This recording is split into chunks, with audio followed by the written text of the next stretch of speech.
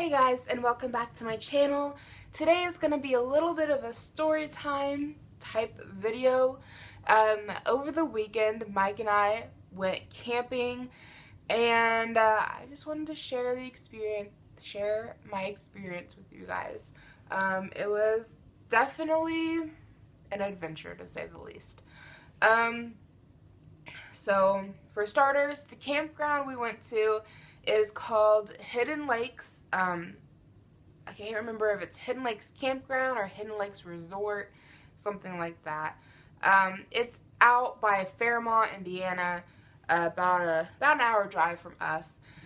I've been going there for about 5 years now, every 4th of July, to go swimming and to have a family cookout. My aunt has a RV over there. It's one of those campgrounds where you can keep an RV there year round. You just have to pay like a lot rent.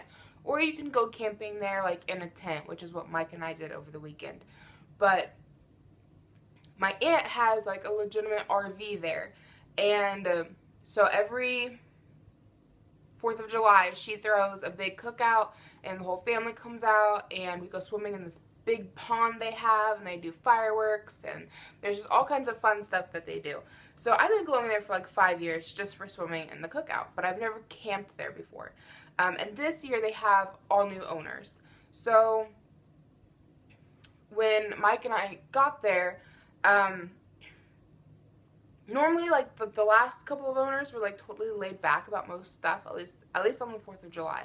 But when Mike and I got there, we got yelled at like almost immediately for driving too fast because they have a 3-mile-an-hour speed limit and we were going like 5 miles an hour. Like, it is so hard to keep your car at 3 miles an hour. Like, I literally had to ride my brakes through the whole place because our car has a supercharger in it, and I swear that thing, like, just to like to have it on and not touch the gas, just let it idle, like it will idle you faster than 3 miles an hour, just naturally, because I'm guessing of the supercharger. And it also doesn't help that there's a few places where you have hills. So like you're going downhill and like you totally got to ride your brakes there to keep it at 3 miles an hour. And then you got other places where you're going back up the hill. I mean, it's not super steep, but it's still enough that it makes a difference. And so when you're going up the hill, you got to give it a little bit of gas. But it's hard to give it a little bit of gas and keep it at 3 miles an hour.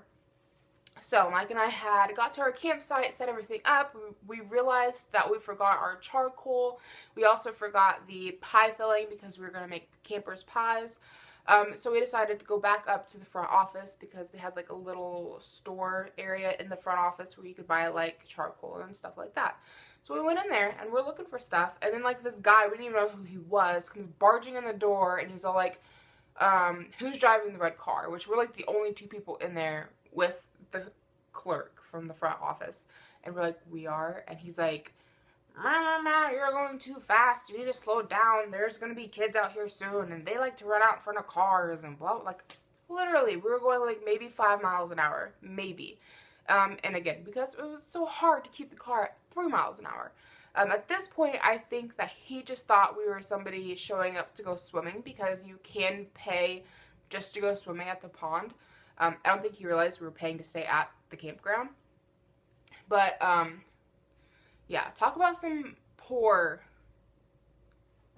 customer service. I don't know if customer service, hospitality. Talk about some poor hospitality. Because after we got yelled at for going 2 miles over the speed limit, we went over to my aunt's campsite to go talk to them. And she told us that she had talked to somebody else who had talked to the boss, who was complaining about how fast we were going, saying that if we speed like that again, we're going to get kicked out. Like, that didn't make us feel very welcomed. Really. It didn't. I mean, talk about really poor hospitality. Like, it's okay to have an issue with one of your guests and go tell them, hey, you can't do this, or I need you to do whatever. Like, okay, fine. I would have totally understood that. But then to go around and talk to all your other, like, regular campers and complain about them, like, you know, that just makes us not want to go back. Mike's written it off. He's like, we're not going back at all. Personally, I would like to go back because I like the pond area. I mean, I know we'll at least be going back for the 4th of July because my aunt has her big cookout. But Mike wants to check out other campgrounds. He's like, he's written them off, and he's like, he's done. He doesn't want to go back because that was so rude to go around and talk about us like that. I mean, if you got an issue with one of your guests, you need to go talk to them and leave it at that. That's just how that works. So that after that fiasco, we had a pretty decent time, at least for the first day, for the most part, until that evening, and it just started storming really, really bad. I think we woke up at like, Mike woke me up at like 2 in the morning, and he was like, it's thundering really bad, there's lightning going on, the wind is really picking up, there's definitely a storm coming. And so we checked the radar.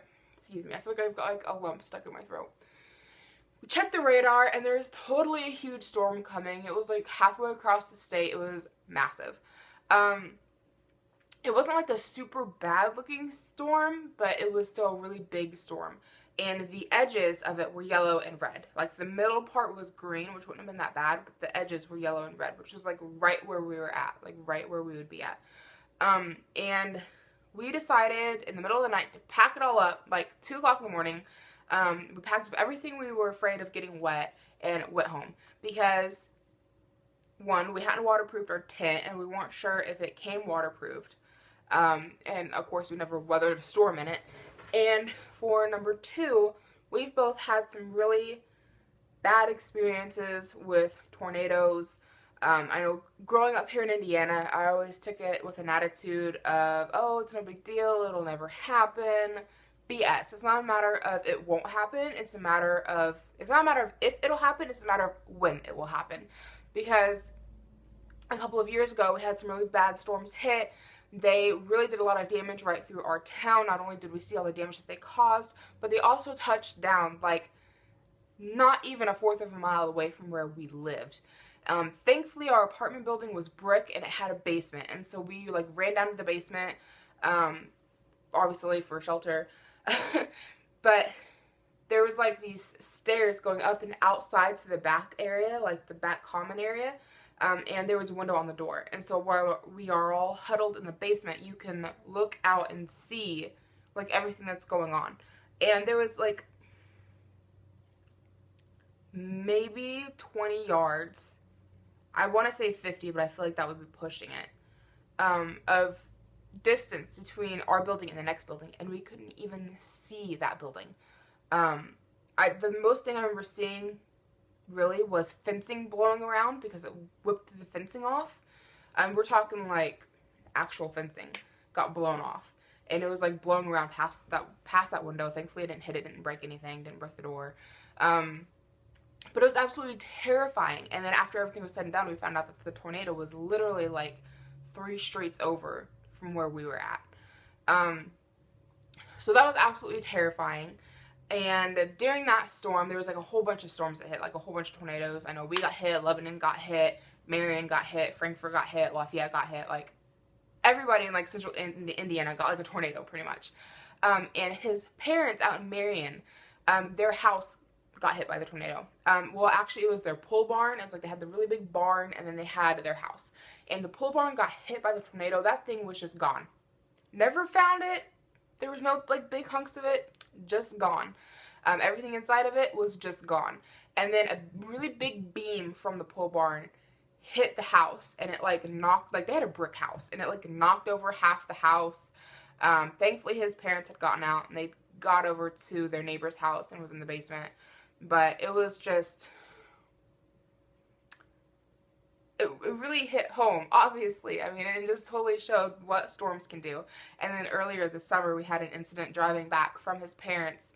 We were in the middle of nowhere, Marion, or Marion County. I don't think it's Marion County. I don't remember what county Marion's in. But we were literally in the middle of nowhere, just like cornfields all around us, and a big storm came on us. And it was really like the exact same thing that we experienced in the apartment building, where the wind was just going so strong you couldn't see anything, and like tree limbs were just blowing around. We had to pull over to the side of the road. I had totally freaked out and started hyperventilating. It was a huge ordeal. And sorry, my mailman's here, and he just like backed up. Weird. I don't know what he's doing. But it's absolutely terrifying. Like, I thought for sure we were going to die. Like, I thought for sure there was a tornado coming towards us. and our car was going to get flipped all over the place and we were going to die. Now, whether or not we were in the middle of the tornado, if it like actually came through us, or if there was one touchdown close by, like how it was at the apartment where we just got a lot of the after effect, but the wind was so strong that it just blew a bunch of stuff around. You couldn't see anything. I'm not sure. Thankfully, there was no damage done to my car. But that was so terrifying. I think it lasted about 5 minutes of us just sitting there, like, hoping we didn't die. Like, you couldn't drive anywhere because you couldn't see anything, and there was other cars around us, so you could kind of see their lights. But, I remember at the strongest part, like, we were coming up to the main road of 22, and we were on 600, and we were supposed to, turn right onto 22, and we were, like, at the stop sign, and there was another car coming eastbound on 22, and they came up close to the stop sign and just stopped there. And I remember at one point that the wind whipped up so hard that we couldn't see their taillights, and they were like literally 10 feet away from us, maybe, if that. That's how bad that got. So when it started storming really bad with us out at the campsite, we were like, that's it, we're going home. Because there's no part of us that wants to like weather a storm that bad in a tent. And again, with tornadoes, it's not a matter of if they will hit, it's a matter of when they will hit, and you never know when you're gonna get one. So when I saw that on the radar, it was all yellow and red where we were at, I was like, we're going home. I'm not gonna weather this in a tent. No, I'm good, thanks. So we packed up and we went home for the night, and then we came back the next morning.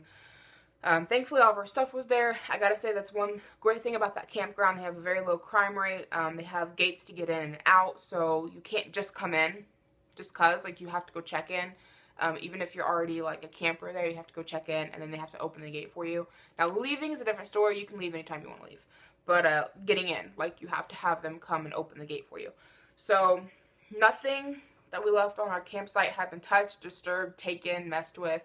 Everything was the same, which was fantastic. I was a little bit worried about that. I mean, I never left anything there before, but thankfully everything was good. And then we all decided to go swimming. Not we all. Mike and I decided to go swimming. And this was probably the most fun part of our whole trip. Totally like a once-in-a-lifetime experience. It was awesome. The pond had a jellyfish bloom. Middle of Indiana, they had jellyfish. Okay, and I didn't even realize that jellyfish were a thing that you could have in Indiana. But these were a freshwater jellyfish. I did a little bit of research on them. They are called they're called a peach blossom jellyfish. They are freshwater. Their stingers, they do have stingers. They're microscopic. They can't penetrate human skin, so it's totally safe to swim with them. And they are an invasive species from China, but the DNR and stuff like that, they don't really care about them because they just eat zooplankton, and that's all they do. They don't like mess up habitat or endanger any of the other native species or pollute waterways. They just float around eating zooplankton, so nobody really cares about them. But that was just so cool. Like, not very many people in their whole life get to swim with jellyfish in a safe environment. I know when I came home and I told my mom, oh my god, we swim with jellyfish. Most people don't get to do that. And she's like, no, not true. She's like, when we lived in North Carolina, they had them on the beaches. We always had to watch out for them because if you step on a dead jellyfish, they can still sting you, which I do remember that. And she also said there was a few times when her and my dad were swimming in the ocean and they'd have a jellyfish swim by. And they're like, thank God we didn't get stung. Let's get out of the water. But at this pond, there was no threat of getting stung. I mean, I remember when I first seen it, I was in my floaty and I looked down and there's like this little jellyfish swimming by and I'm like, holy fuck, there's a jellyfish. And Mike's like, what are you talking about? And I'm like, it's a jellyfish. And he's like, it's probably algae. And so he comes to swim over and check it out. In the meantime, with him like trying to swim across the pond to get to me, these little kids over on the shoreline, which I really felt bad for using the F-bomb with there being children there, but it just really freaked me out. And my first thoughts were, oh my god, I need to get out of the water, because when there's one jellyfish, there's typically more. And my initial thought for how they got there was somebody dumped their saltwater aquarium, and for whatever reason, the jellyfish were thriving. So I was freaking out. Mike was on his way over. And these kids were like, they don't bite. And the little girl, like, picks one up and throws it at her brother. And he's fine. He's laughing. And I'm like, okay, we can calm down a notch. Clearly, I'm not going to die. So Mike comes over and checks it out. And he's looking and he's like, yeah, it looks like a jellyfish. And so I went and got a bottle of water, dumped out the water, and came in and like sucked it up just so we could look at it. I'll insert the video here of them in the water bottle. But I don't know, that photo is not the best. You can't see it very well, but I'll go ahead and insert that right here so you can check that out. There's Gatorade in here too.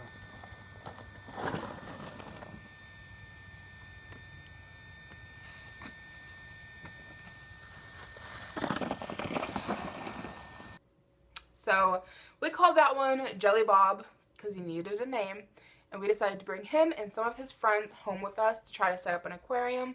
I didn't figure they would last very long, and they really didn't. Surprisingly, they did really well in the water bottles and the water that we had them in.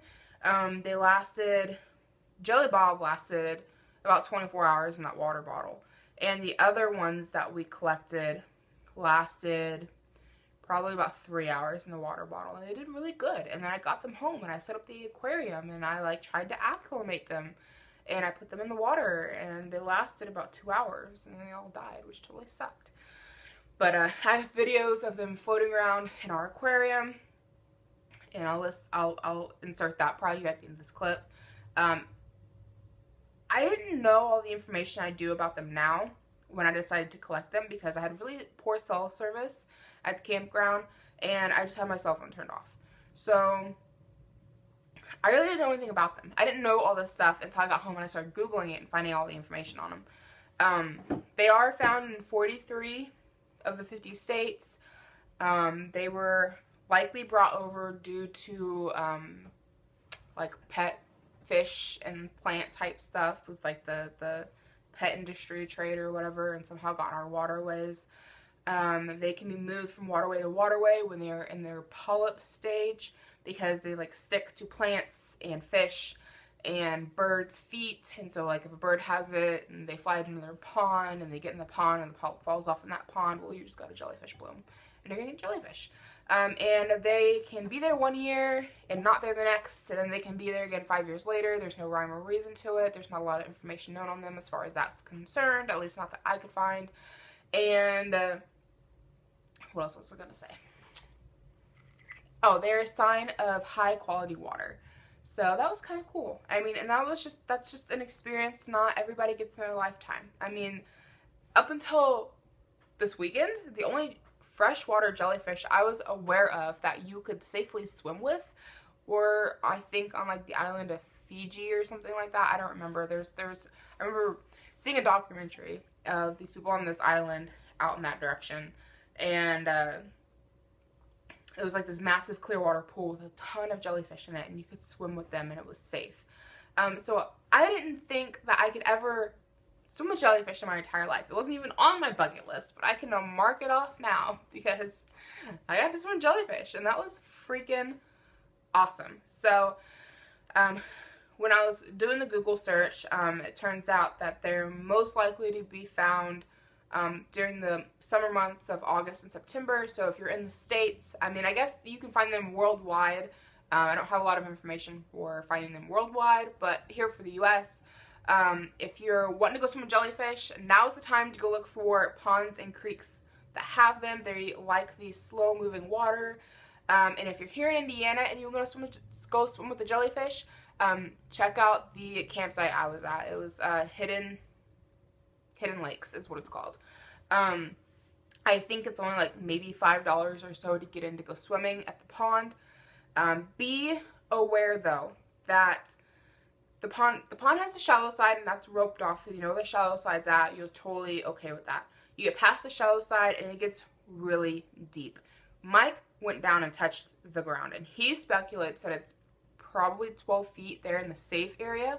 And then there's another part of the pond that's roped off that you cannot swim, and I cannot stress this enough. If you decide to go swim there, don't cross that line, because there are two different undercurrents going on.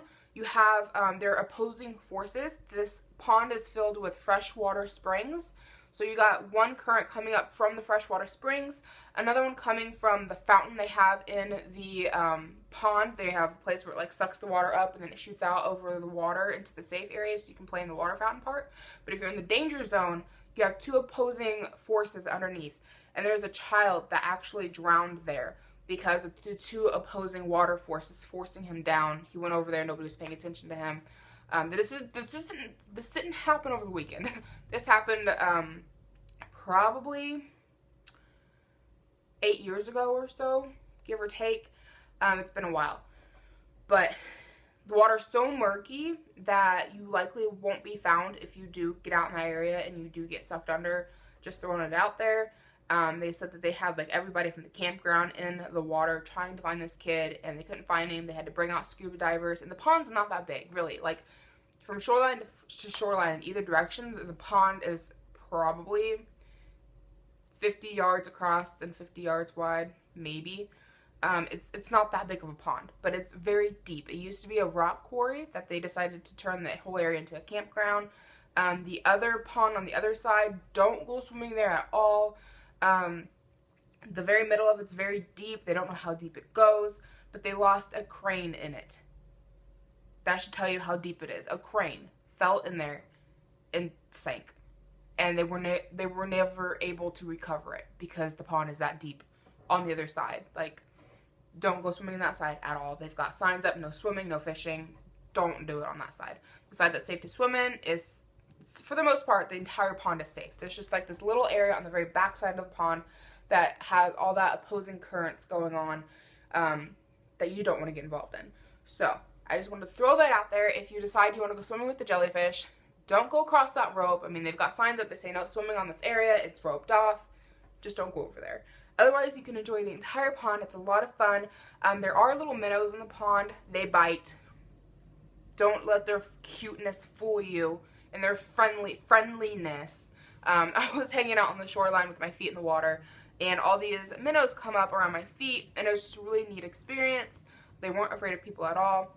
And they were kind of pecking on my feet a little bit, like the little female ones were. I'm assuming they're female because they're smaller and not as brightly colored. The males were larger and had big blue fins on the back of them. It was really pretty. But the females were just kind of pecking at my feet, and it kind of tickled. I liked the way it felt, and I just thought, this is so cool. I've got all these fish around me, and then I had a big male come up and bite my toe, and that hurt. That hurt.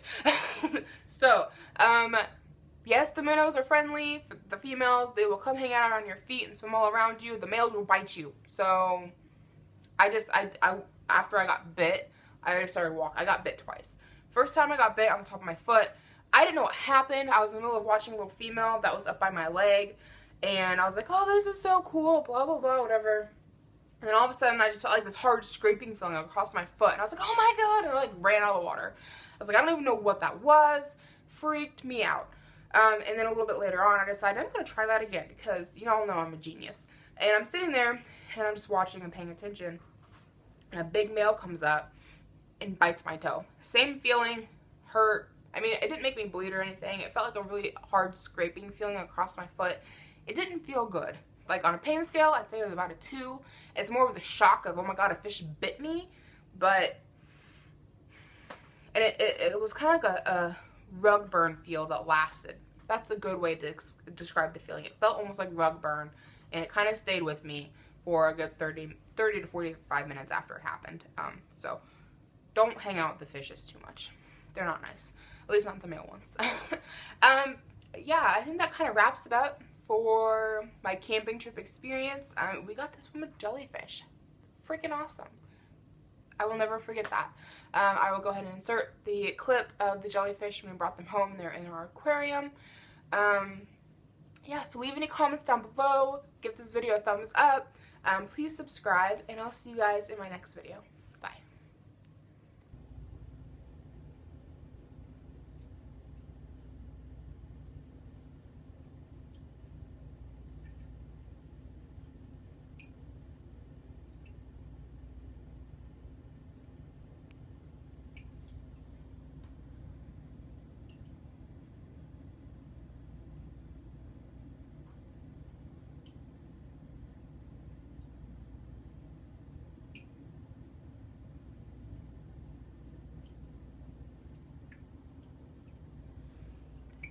That guy right there, I don't know how well you can see him. He got caught on the air filter before I put the netting over it, and he kind of got ripped when I took him off. Honestly, not sure if he's dead or not, because every now and then it looks like he pulsates, so I've left him in there just in case. The rest of these guys, I'm honestly not sure. I'm not sure how they're doing, to be honest with you. They're not really pulsating that much anymore, but I was reading online that, like you can see right there, let me see, he's pulsating a little bit, kind of doing his thing. But I was reading online that they like to hang out at the bottom of ponds. I don't know if you can really see that, but he's kind of pulsating over there. You see all that movement he's doing? That's all on him. That's not the current of the tank. And he's kind of swimming around too. Yeah, they like to hang out at the bottom of the tank, except for on sunny days they'll come to the top. So I'm not sure if they're hanging out down here because that's what they do, or if they're like dead and or dying, because we've only had them in here for a couple of hours. But I had one in a water bottle for like 24 hours when I very first seen him in the water, and I caught one. We were calling him Jelly Bob. But yeah, see that guy over here still pulsating. They kind of remind me of like what do you call them? Not coral, but the sea anemones and all that stuff, where they just like hang out at the bottom and like filter stuff. He's like really going to town. But that's his Argeles. Pretty exciting.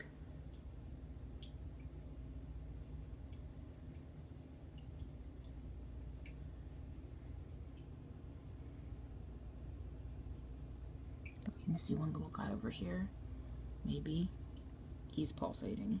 They're like, they flip upside down on their backs and then they like pulsate. And I think that's just to like circulate things through their tentacles to eat, maybe.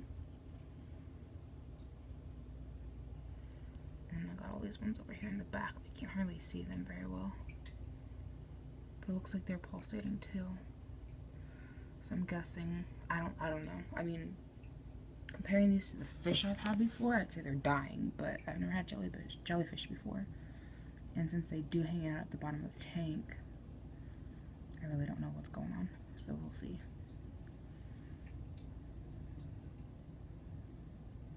I don't know what that thing is. It was in the lake with them and got sucked up. I think it's like fish poop or something.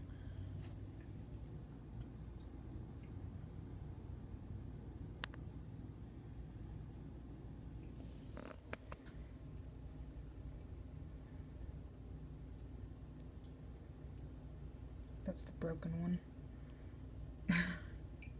Again, not sure if it's alive or not. I don't think it's picking it up on camera, but every now and then it looks like what's left of the rim of what would have been like the mushroom cap, like pulsates. So again, not sure if it's dead or alive.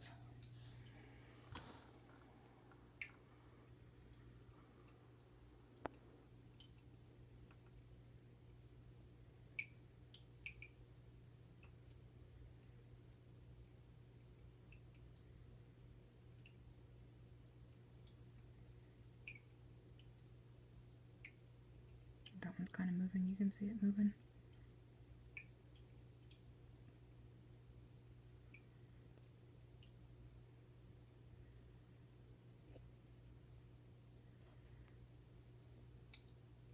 That's the other thing. I figure if they were dead, they'd be floating around like that broken guy's doing, just all over the place. But these ones are like at the bottom, I think deliberately. So that's our jellyfish.